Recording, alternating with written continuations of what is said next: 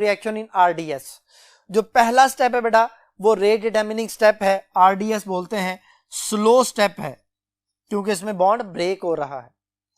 दूसरे स्टेप में bond formation होती है, आइंस आपस में मिलते हैं, वो फास्ट स्टेप होता है, तो उसकी जो स्पीड है या रेट ऑफ रिएक्शन हम फाइंड आउट नहीं कर सकते। तो स्लो स्टेप में एक मॉलिक्यूल हिस्सा लेता है, इसलिए लिख दिया यूनिमोलेकुलर रिएक्शन इन आरडीएस के रेट डिटरमिनिंग स्टेप में या स्लो स्टेप में वो एक मॉलिक्यूल हिस्सा ले रहा है, that is tertiary alkyl halide.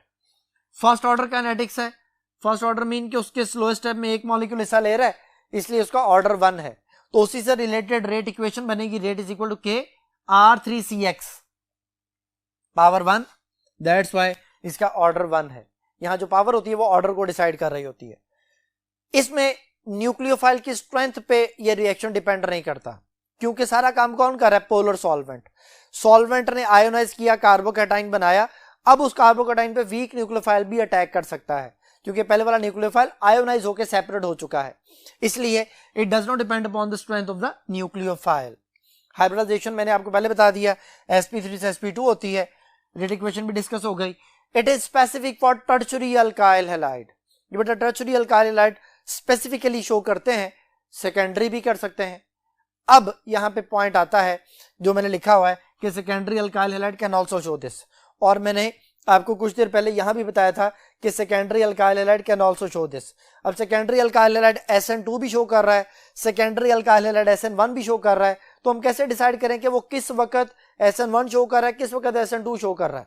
तो बेटा पोलर सॉल्वेंट, अगर secondary alkyl halide polar solvent में है तो SN1, और अगर नॉन पोलर सॉल्वेंट में है तो फिर SN2 मैकेनिज्म को फॉलो करेगा। और आखिरी चीज है order of reactivity, tertiary number 1 पे आ गए, सेकेंडरी नंबर 2 पे, और प्राइमरी सबसे लीस्ट रिएक्टिव हो जाएंगे फॉर SN1। ये ऑर्डर ऑफ रिएक्टिविटी आ गया बेटा। अब इससे रिलेटेड हम कुछ MCQs जो हैं उनको डिस्कस कर लेते हैं।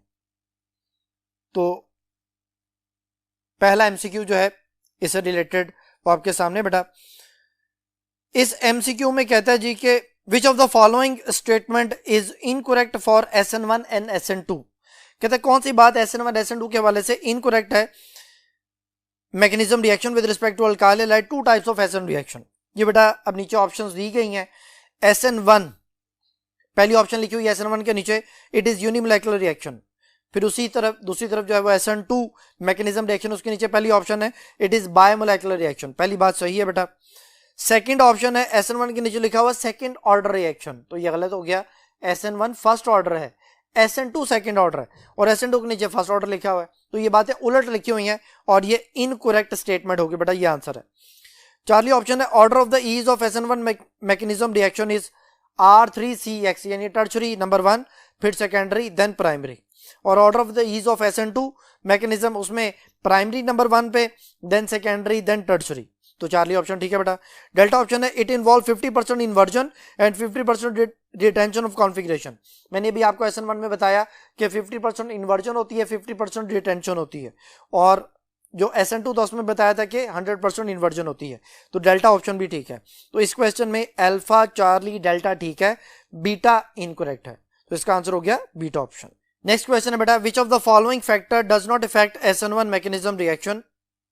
पहली ऑप्शन है nature of leaving group. Nature of leaving group पे बेटा डिपेंड करते हैं। नेचर ऑफ सॉल्वेंट, उस पर भी डिपेंड किया जाता है।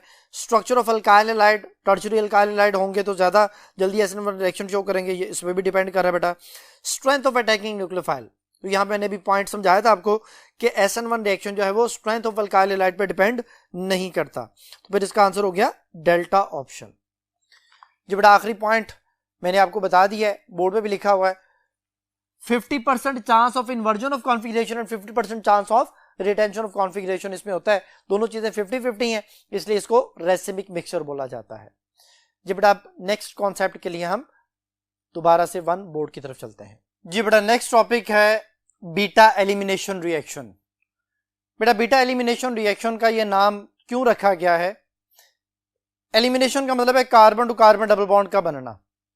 अब इसके लिए बहुत सारे तरीके हैं। एक तरीका ये होता है कि अल्कोहल की डिहाइड्रेशन कर ली जाए, उसे अल्कीन बन जाएगी, दैट इज कॉल्ड एलिमिनेशन। लेकिन यहाँ पे चूंकि हम अल्काइल हैलाइड वाला चैप्टर पढ़ रहे हैं, तो यहाँ पे बीटा एलिमिनेशन से मुराद है डिहाइड्रोहैलोजिनेशन ऑफ अल्काइल हैलाइड। जैसे यहां पे देखें, ये बेटा एक अल्काइल हैलाइड है CH3CH2Cl, अल्कोहलिक KOH जो है वो यहां पे एलिमिनेशन करेगा। कैसे करेगा जी? जो कार्बन फंक्शनल ग्रुप से अटैच है वो अल्फा कार्बन है, अल्फा कार्बन के साथ वाला कार्बन बीटा कार्बन है, बीटा कार्बन से बेटा हाइड्रोजन माइनस होता है, ये 1, ये 2, ये 3, ये तीनों जो हाइड्रोजन है इनमें से कोई एक हाइड्रोजन माइनस होना है, और उस हाइड्रोजन के जाने से ये वाला जो बॉन्ड है कार्बन टू हाइड्रोजन ये इधर शिफ्ट होना है, जो डबल बॉन्ड बनाएगा, और क्लोरीन इलेक्ट्रॉन समेत यहां से चला जाएगा। जो क्लोरीन है या ब्रोमीन है, जैसे यहां पे क्लोरीन लिखा हुआ तो ये आ गया जी, KCl आ जाएगा, प्लस आगे बेस, वो बेस जो यहां से आएगी जिसने आके बेसिकली रिएक्शन को स्टार्ट करना है। तो बेस वो स्पीशी है जो हाइड्रोजन पे अटैक करती है। तो बेटा बेस आती है, हाइड्रोजन पे अटैक करती है, हाइड्रोजन और कार्बन का बॉन्ड कार्बन टू कार्बन के दरमियान शिफ्ट होता है, डबल बॉन्ड बनता है, क्लोरीन इलेक्ट्रॉन समेत यहां से निकलता है, पोटाशियम के साथ मिलकर KCl बन जाता है। अब हमने यहां पे कॉन्सेप्ट जो समझना है वो बेस के बारे में है। अल्कोहलिक KOH जब आयोनाइज होता है तो OH आयन और पोटाशियम आयन बनते हैं।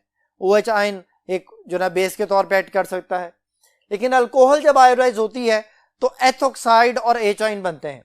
अब दो नेगेटिव आयन हमारे पास आ गए बेटा, इन दोनों नेगेटिव आयन में हमने ये देखना है कि कौन ज्यादा अच्छा एसिड है, उसकी जो कॉन्जुगेट बेस बनती है वो उतनी ज्यादा स्ट्रांग होती है।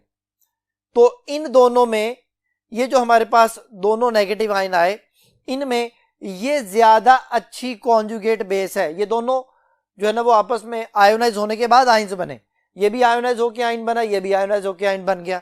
अब दो नेगेटिव आयन है हमारे पास, इन दोनों में बेटा जो OH नेगेटिव आयन है उसकी जो हमारे पास Ka वैल्यू, वाटर से अगर हम बात करें कि वाटर को अगर आयोनाइज करवाया जाए तो उसमें से OH आयन बनते हैं, और अल्कोहल को अगर आयोनाइज करवाया जाए तो उसमें से जो OH आयन बनते हैं, तो वो जो बेस रिलीज होने की एबिलिटी है, OH आयन बनाने की एबिलिटी है, वो वाटर में KOH में ज्यादा हो सकती है। लेकिन अभी हम बात कर रहे हैं कि जो चीज हाइड्रोजन पे अटैक करे वो कौन सी अच्छी बेस होगी। तो हाइड्रोजन पे अटैक करने के हवाले से जो एथोक्साइड आयन है वो ज्यादा अच्छी बेस है। यानी हम इसको किस बेस पे डिसाइड कर रहे हैं, इसको हम डिसाइड करें Ka वैल्यू पे। देखिएगा जरा, इसको मैं यहां पे साइड पे लिख रहा हूं। HCl है बेटा आपके पास, HCl को वाटर में आयोनाइज करवाया जाए तो H आयन और क्लोराइड आयन बनते हैं।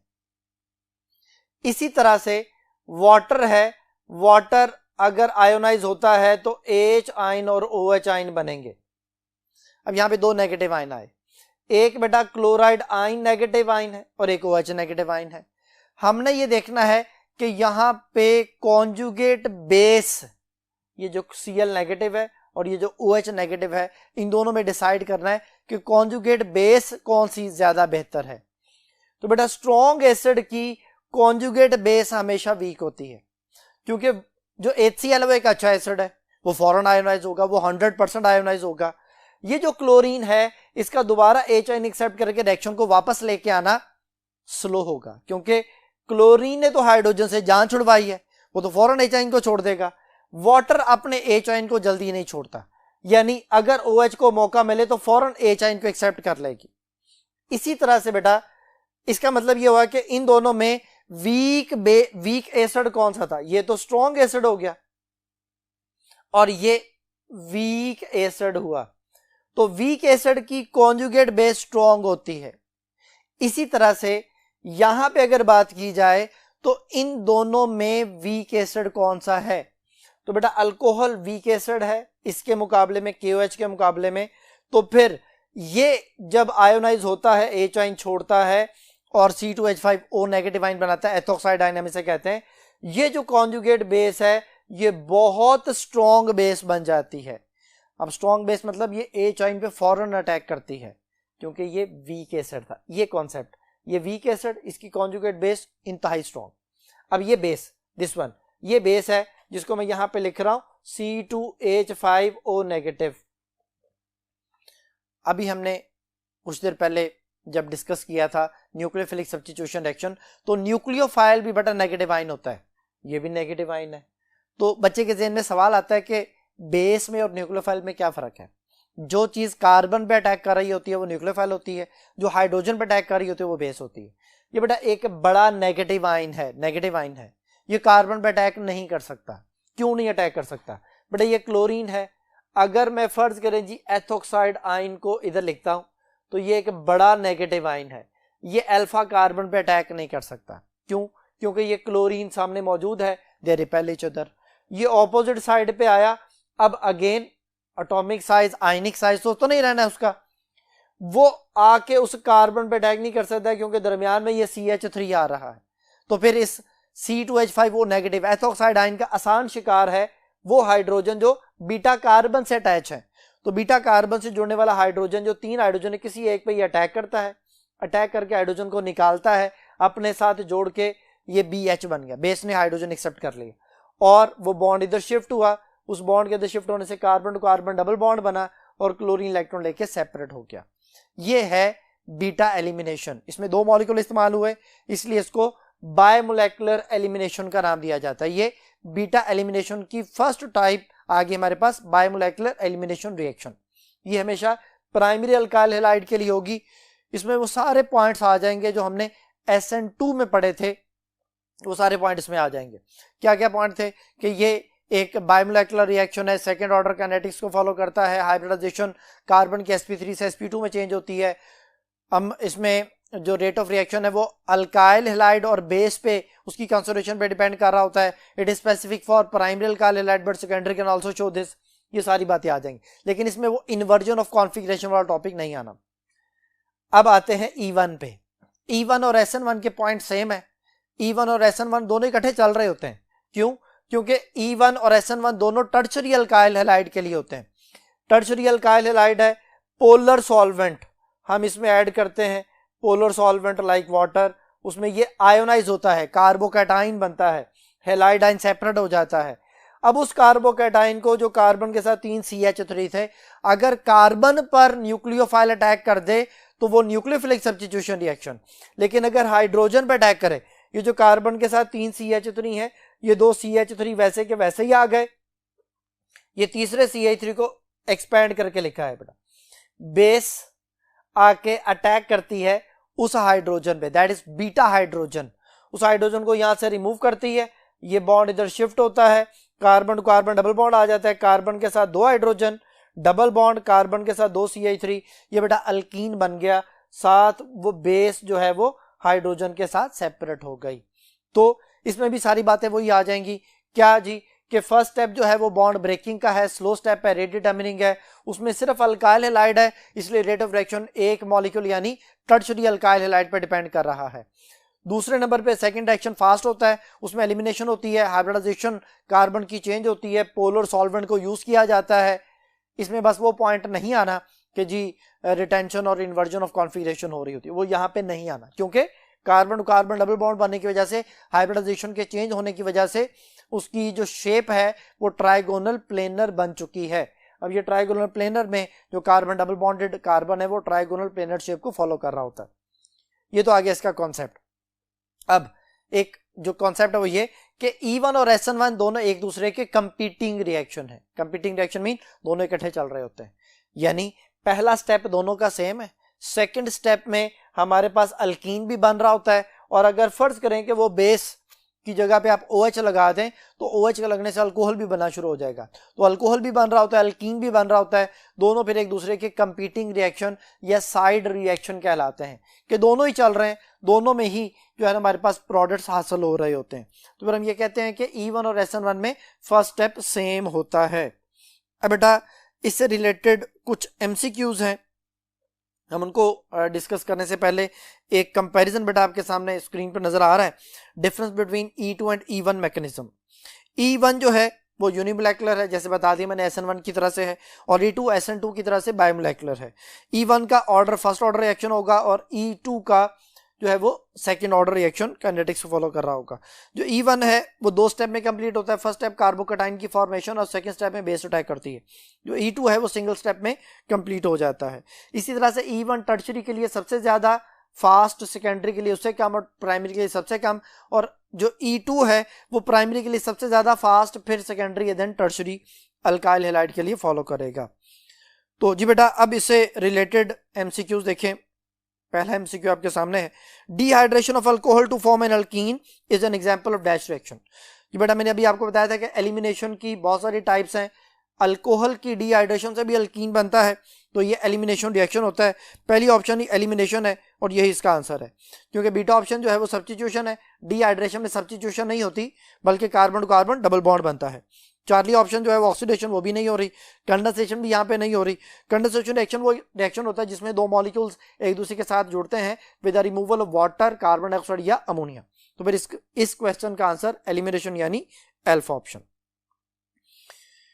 जो नेक्स्ट क्वेश्चन है, which one of the following alcohol does not involve beta elimination reaction, dehydration of alcohol when treated with concentrated H2SO4। कहते हैं कौन सी जो अल्कोहल है जो अल्कीन नहीं बनाएगी, जो एलिमिनेशन नहीं करेगी यानी डिहाइड्रेशन नहीं होगी अगर हम कंसंट्रेटेड H2SO4 के साथ रिएक्शन करवाते हैं। तो बेटा पहली ऑप्शन जो है, मैं सारी ऑप्शन यहां पे लिख लेता हूं, देन हम इनको डिस्कस करते हैं।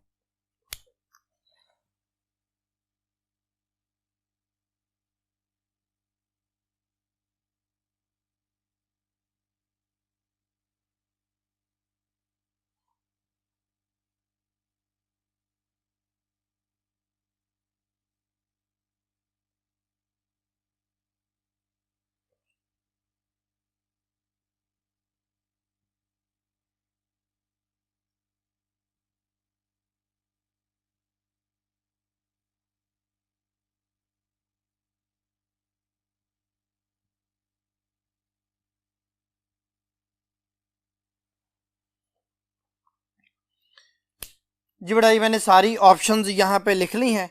अब हम इन ऑप्शंस को डिस्कस करते हैं। जी बेटा ये पहली ऑप्शन है, दैट इज 1-ब्यूटानोल। डिहाइड्रेशन के लिए जो सबसे पहला कॉन्सेप्ट है वो है बीटा हाइड्रोजन का होना। अल्फा कार्बन तो वो है जिसके साथ फंक्शनल ग्रुप अटैच है। जब आप इसे कंसंट्रेटेड H2SO4 से मिलाएंगे वो इसे डिहाइड्रेट करेगा। डिहाइड्रेट के लिए OH अल्फा कार्बन से और बीटा कार्बन से हाइड्रोजन और अल्फा बीटा में डबल बॉन्ड, इसे जो प्रोडक्ट बनेगा वो 1-ब्यूटीन बनेगा बेटा। अब बीटा ऑप्शन पे आ जाते हैं। ये टर्शरी ब्यूटाइल अल्कोहल है, 2-मिथाइल 2-प्रोपेनॉल भी कहते हैं। अल्फा कार्बन से तो OH जाना है, बीटा कार्बन, ये तीनों ही है। किसी एक से हाइड्रोजन को माइनस कर दें और अल्फा बीटा में डबल बॉन्ड आ जाएगा। यानी इस अल्फा में फर्ज करें जी यहां से आप हाइड्रोजन को रिमूव करते हैं तो कुछ यूं बन जाएगा CH2 double bond C CH3 CH3, that is two methyl one propene. ये डिहाइड्रेशन के बाद अल्कीन बन गया। इस केस में आ जाए, अल्फा कार्बन के साथ बेटा 2 बीटा जो ना कार्बन मौजूद है, उनमें से किसी एक से हाइड्रोजन माइनस होना है, तो अल्फा से OH माइनस हो जाएगा, बीटा से हाइड्रोजन माइनस होगा। फर्ज करें जी दोनों में डबल बॉन्ड आता है तो ये 1-प्रोपीन बन जाएगा हमारे पास। लेकिन जब यहां पे आते हैं हम, ये नियोपेंटाइल अल्कोहल है। नियोपेंटाइल अल्कोहल में अल्फा कार्बन के पास तो OH है लेकिन बीटा कार्बन के पास हाइड्रोजन नहीं है। OH तो चला गया, जब तक बीटा कार्बन के पास हाइड्रोजन नहीं होगा रिएक्शन नहीं होगा।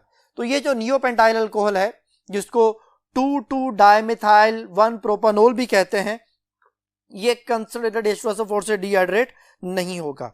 तो फिर इस क्वेश्चन का आंसर बेटा डेल्टा ऑप्शन। जी बेटा नेक्स्ट एक कंपैरिजन आपके सामने है, difference between nucleophilic substitution reaction and elimination reaction. इनमें क्या कंपैरिजन है? इनमें कंपैरिजन में देखें लिखा हुआ जी एसएन रिएक्शन के नीचे, SN reaction take place in more polar solvent like water, कि जो न्यूक्लियोफिलिक सब्स्टिट्यूशन रिएक्शन है ये ज्यादा पोलर सॉल्वेंट में जो ना वो अकर हो रहा होता है, और जो बीटा एलिमिनेशन है ये जरा लेस पोलर, जैसे अल्कोहल्स वगैरह हैं और अल्कोहलिक KOH हम इसमें यूज करते हैं तो उसके अंदर ये जो ना परफॉर्म किया जा रहा होता है। नीचे रिएक्शन लिखा हुआ है वो आपको समझा दिया मैंने कि अल्काइल हैलाइड पर जब अल्कोहलिक KOH अटैक करता है, जो बीटा एलिमिनेशन के नीचे लिखा हुआ है, अल्काइल हैलाइड पर जब अल्कोहलिक KOH अटैक करता है तो अल्कीन बनता है, जो ना वो वाटर बनता है और साथ ब्रोमाइड आयन जो कि KBr वगैरह बन जाते हैं। और इधर एसएन रिएक्शन के नीचे जो रिएक्शन है Br को OH रिप्लेस करता है, इसमें मोस्टली एक्वस KOH हम यूज करते हैं तो वो एक्वस KOH में जो OH आयन है वो कार्बन पे अटैक करके ब्रोमीन को रिमूव कर देते हैं, तो अल्कोहल प्लस ब्रोमाइड आयन वगैरह बन जाते हैं। In SN reaction, attacking nucleophile attacks the electrophilic carbon atom alpha carbon of the alkyl halide। कहते हैं न्यूक्लियोफिलिक सब्स्टिट्यूशन रिएक्शन में जो न्यूक्लियोफाइल है वो कार्बन पर अटैक करता है। मैंने अभी आपको न्यूक्लियोफाइल और बेस में डिफरेंस बताया था कि बेस वो नेगेटिव आयन है जो हाइड्रोजन पर अटैक करती है और न्यूक्लियोफाइल वो नेगेटिव स्पीशी है जो कार्बन पे जाके अटैक कर रहा होता है। तो बीटा एलिमिनेशन में बेस होती है जो हाइड्रोजन पे अटैक कर रही होती है और न्यूक्लियोफिलिक सब्स्टिट्यूशन में जो नेगेटिव स्पीशी है वो जाके कार्बन पे अटैक कर रहा होता है। तो फिर न्यूक्लियोफाइल और बेस में यही डिफरेंस है बेटा, और यहाँ पे यही लिखा हुआ है in beta elimination base attacks on the beta hydrogen, ये मैंने बता दिया आपको पहले। और आखिरी बात है takes place comparatively at low temperature. जो न्यूक्लियोफिलिक सब्स्टिट्यूशन रिएक्शन है ये लो टेम्परेचर पे हो रहे होते हैं और बीटा एलिमिनेशन ज्यादा टेम्परेचर पे हो रहे होते हैं। तो अब यहाँ पर नेक्स्ट MCQ जो है, for which mechanism in case of alkyl halide first step involve is the same. मैंने भी आपको कुछ देर पहले बताया कि किस किस केस में पहला रिएक्शन पहला स्टेप सेम होता है, E1 और SN1। तो बेटा E1 और SN1 में अल्फा ऑप्शन यही इसका आंसर है जो मैच कर रहा है, क्योंकि बीटा ऑप्शन में SN2 और SN1 और E2 लिखा हुआ है तो ये गलत हो गया। चार्ली ऑप्शन में E2 और SN2 लिखा हुआ है ये भी गलत हो गया, और डेल्टा ऑप्शन में E1 और E2 ये भी गलत है। तो फिर इस क्वेश्चन का आंसर है बेटा alpha option E1 and SN1। Next question है बेटा, alkyl halides are considered to be very reactive compounds toward nucleophiles because. कहते हैं अल्काइल हैलाइड बहुत ज्यादा रिएक्टिव है किसी भी दूसरे कंपाउंड के लिए, खासतौर पे न्यूक्लियोफाइल्स के लिए, बिकॉज पहली ऑप्शन है they have an electrophilic carbon. तो इलेक्ट्रोफिलिक कार्बन तो है लेकिन ये कंप्लीट स्टेटमेंट नहीं है। बीटा ऑप्शन है they have an electrophilic carbon and good leaving group. Charlie option है they have nucleophilic carbon and good leaving group, और उसके बाद डेल्टा ऑप्शन है they have an electrophilic carbon and bad leaving group. जी बेटा, जब alkyl halide पे कोई भी दूसरा न्यूक्लियोफाइल आके अटैक करता है तो पहले वाला न्यूक्लियोफाइल अगर तेजी से कार्बन को लीव करता है, गुड लिविंग ग्रुप होता है, तो फिर जो है ना वो ज्यादा बेहतर तौर पे रिएक्शन होता है। और चूंकि रिएक्शन अल्काइल हैलाइड के फास्ट होते हैं तो इसका मतलब है कि पहले वाला जो न्यूक्लियोफाइल है वो गुड लिविंग ग्रुप होता है। तो इलेक्ट्रोफिलिक कार्बन है और गुड लिविंग ग्रुप होने की वजह से अल्काइल हैलाइड्स बहुत ज्यादा रिएक्टिव होते हैं। तो फिर इस बात को जो बीटा ऑप्शन है वो एक्सप्लेन कर रही है और यही बेटा इसका आंसर है। जी बेटा, अब हमने जो डिस्कस करना है वो जो ना हमारे पास कुछ कंपैरिजन है इलेक्ट्रोफाइल और न्यूक्लियोफाइल के बारे में, हम उसको डिस्कस करते हैं, फिर उससे रिलेटेड MCQs करेंगे। इलेक्ट्रोफाइल और न्यूक्लियोफाइल होते क्या है बेटा? इलेक्ट्रोफाइल हर पॉजिटिव स्पीशी को इलेक्ट्रोफाइल कहते हैं, जैसे यहां पे लिखा हुआ है positive charge carrier. Basically electrophile का लफ्जी मतलब है इलेक्ट्रॉन लविंग, तो जिसपे खुद पे पॉजिटिव चार्ज होगा वो इलेक्ट्रॉन की तरफ भागेगा। इलेक्ट्रॉन लविंग हो गए, इलेक्ट्रॉन की तरफ भागेगा तो इलेक्ट्रॉन पेयर एक्सेप्ट करेगा, इलेक्ट्रॉन पेयर एक्सेप्टर, और इलेक्ट्रॉन पेयर एक्सेप्टर को ही लुईस एसिड कहा जाता है बेटा। तो फिर वो लुईस एसिड भी कहला सकते हैं, इलेक्ट्रॉन पेयर एक्सेप्टर भी कहलाते हैं। तो जो इलेक्ट्रॉन पेयर एक्सेप्ट करते हैं पॉजिटिव आयन होते हैं वो सारे इलेक्ट्रॉन डेफिशिएंट कंपाउंड्स कहलाते हैं। अब इनमें दो कैटेगरीज हैं, न्यूट्रल और पॉजिटिव चार्ज कैरियर। बेटा न्यूट्रल में BF3 है, AlCl3 है। थर्ड ग्रुप के जो कंपाउंड्स होते हैं ये न्यूट्रल इलेक्ट्रोफाइल्स है, FeCl3, SO3 है, कार्बन डाइऑक्साइड है। ये सारे के सारे इनमें जो सेंट्रल एटम है वो इलेक्ट्रॉन पेयर एक्सेप्ट करते हैं, that's why they are considered as neutral electrophile. और एंड पे जो पॉजिटिव स्पीशीज हैं जैसे हाइड्रोजन आयन है, क्लोराइड आयन है, ब्रोमाइड आयन है, आयोडाइड है, नाइट्रोनियम आयन है, कार्बोनियम आयन है, ये सारे के सारे जो हैं वो अच्छे इलेक्ट्रोफाइल हैं। लेकिन अगर स्ट्रॉन्ग इलेक्ट्रोफाइल की बात करनी है तो फिर दो शर्तें पूरी होनी चाहिए। पहली शर्त यह है कि जो इलेक्ट्रोफाइल है वो हाईली इलेक्ट्रोनेगेटिव होना चाहिए, हाईली इलेक्ट्रोनेगेटिव, जिसके ऊपर पॉजिटिव स्पीशी है वो जो है ना इलेक्ट्रोनेगेटिव एटम होना चाहिए, जैसे क्लोरीन वगैरह आते हैं। और दूसरी शर्त यह है कि उसका एटॉमिक साइज स्मॉल होना चाहिए, स्मॉल एटॉमिक या आयनिक साइज होना चाहिए। ये दो शर्तें जो पूरी करेगा वो अच्छा इलेक्ट्रोफाइल है। अब हम आते हैं न्यूक्लियोफाइल की तरफ। न्यूक्लियोफाइल न्यूक्लियस लविंग, न्यूक्लियस पे पॉजिटिव चार्ज होता है तो जिसपे खुद पे नेगेटिव चार्ज होगा वो न्यूक्लियस की तरफ भागेगा। तो न्यूक्लियस लविंग यानी नेगेटिव चार्ज कैरियर सारे न्यूक्लियोफाइल होंगे। जिन पे लोन पेयर हो वो भी न्यूक्लियोफाइल होते हैं। जो इलेक्ट्रॉन पेयर डोनर हो, लोन पेयर होगा, नेगेटिव चार्ज होगा, इलेक्ट्रॉन पेयर डोनेट कर सकेंगे, तो जो इलेक्ट्रॉन पेयर डोनर होंगे वो भी न्यूक्लियोफाइल है। तो इलेक्ट्रॉन पेयर डोनर को ही लुईस बेस कहते हैं, तो सारी लुईस बेसेस भी न्यूक्लियोफाइल्स हैं। अब आगे आते हैं वाटर। वाटर के पास लॉन पेयर है, NH3 में नाइट्रोजन के पास लॉन पेयर है, अल्कोहल में ऑक्सीजन के पास लॉन पेयर है। ये न्यूट्रल न्यूक्लियोफाइल्स आ गए हैविंग लॉन पेयर्स। और फिर नेगेटिव, अल्काइल नेगेटिव आयन है, CN नेगेटिव है, एसीटेट नेगेटिव है, OH नेगेटिव है, NH2 नेगेटिव है, या जिनमें पाई इलेक्ट्रॉन्स होते हैं जैसे अल्कीन्स हैं, अल्काइंस हैं, बेंजीन है, ये सारे बेटा न्यूक्लियोफाइल कैटेगरी में आ जाते हैं। अब हम आते हैं कि अच्छा न्यूक्लियोफाइल कौन होगा। इन दोनों बातों को उल्टा दें, यानी लेस इलेक्ट्रोनेगेटिव होना चाहिए और लार्ज एटॉमिक साइज होना चाहिए। जैसे इन दो शर्तों को आयोडाइड आयन बहुत अच्छे तरीके से फुलफिल करता है। लेस इलेक्ट्रोनेगेटिव है, लार्ज एटॉमिक साइज है, तो आयोडाइड एक बहुत अच्छा न्यूक्लियोफाइल है और अच्छा लिविंग ग्रुप भी है। तो ये अच्छा न्यूक्लियोफाइल भी है, अच्छा लिविंग ग्रुप भी है। तो फिर बेटा ये वाली जो शर्तें हैं न्यूक्लियोफाइल के लिए और इलेक्ट्रोफाइल के लिए, ये स्ट्रॉन्ग इलेक्ट्रोफाइल स्ट्रॉन्ग न्यूक्लियोफाइल का कॉन्सेप्ट भी साथ ही हमने क्लियर कर लिया।